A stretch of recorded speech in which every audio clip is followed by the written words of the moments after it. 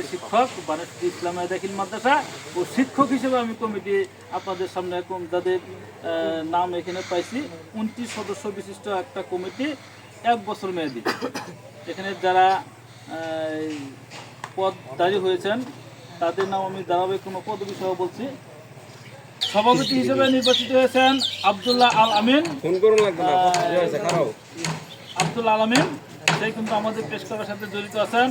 Senior সহসভাপতি হিসেবে নির্বাচিত হয়েছেন আসাদুজ্জামান ভাই। আসাদুজ্জামান ভাই উনি আসতেছেন। এরপরে সহসভাপতি হিসেবে আছেন রনি ফরাজি। তারপরে সাধারণ সম্পাদক হিসেবে নির্বাচিত হয়েছেন আরফিকার হোসেন। আরফিকার হোসেন সাধারণ সম্পাদক সাহেব।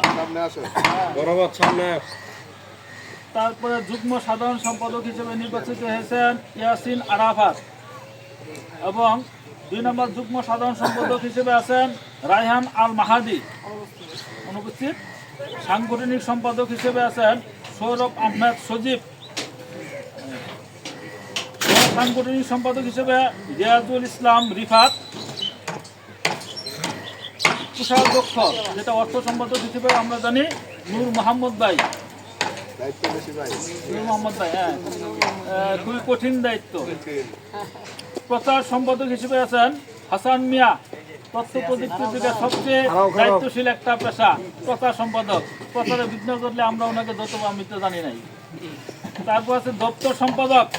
এই সংগঠনকে অফিসিয়ালভাবে সকল দায় দায়িত্ব তার উপর নির্ভর করে এগুলো বজলুর রহমান ভাই। তথ্য গবেষণা বিষয়ক সম্পাদক মেহেদি হাসান। কল্যাণ ও তহবিল বিষয়ক সম্পাদক উমর ফারুক ভাই। কল্যাণ আপনার কাছে আমরা কল্যাণ আশা করি। আইটি সম্পাদক তাহমিদ জিম অনুপস্থিত। ধর্ম বিষয়ক সম্পাদক হাফেজ রিদওয়ান আহমদ অনুপস্থিত। শিক্ষা ও মানব কল্যাণ বিষয়ক সম্পাদক আরিফুল ইসলাম। স্বাস্থ্য সেবা সম্পাদক বাবুল হাসান ভাই। কর্মসূচি ও পরিকল্পনা সম্পাদক রাসেল মিয়া।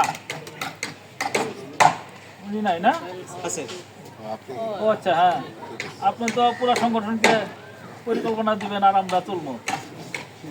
দুর্যোগ ব্যবস্থাপনা সম্পাদক শাহিন আকন্দ একদমই তরুণ ভাই। এরপরে আছেন আমাদের বেশ কয়েকজন কার্যকরী সদস্য ধারাবাহিক ক্রমে তারা হলেন আর এন রাফিক, হাফেজ মাওলানা মাহাদি হাসান, হাফেজ সুলতান মাহমুদ, রব্বানি, আবদুল্লাহ, মোহাম্মদ সানি, তানভীর আহমেদ, রাজীব মন্ডল, আবু রায়হান মুরাদ, জামান ইকতিদার। এছাড়া আরও যারা আছেন সবাই এই কমিটির সদস্য হিসেবে থাকবেন। সবাই সার্বিক সহযোগিতা করবেন। আমরাও এই সংগঠনের পাশে থেকে আমরা চাই এই সংগঠনের সুনাম দেশব্যাপী ছড়িয়ে পড়ুক। আপনাদের হাত ধরে আমাদের নকলার যেন নতুন করে পরিচিতি পা।